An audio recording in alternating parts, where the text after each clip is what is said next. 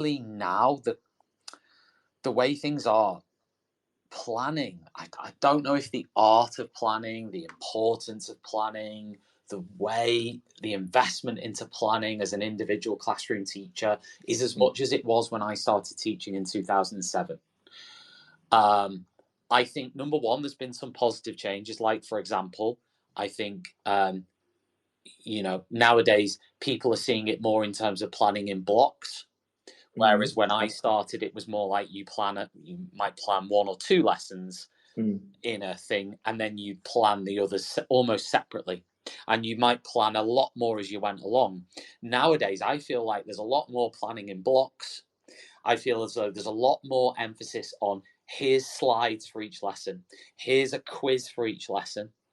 Here's a task to set for each lesson. That's your planning done.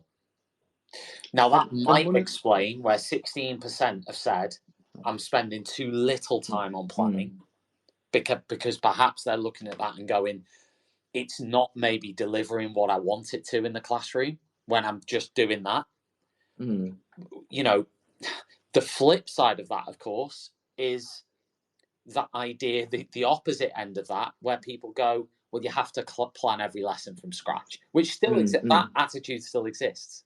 It does. Yeah, you're right. That attitude still is going strong of, you need to have all your own resources, right? We don't want you downloading stuff off, particular large resource providers and their websites for free. We don't want you printing stuff off those every lesson. We don't want you, sort of just stealing and magpieing stuff and then regenerating it out.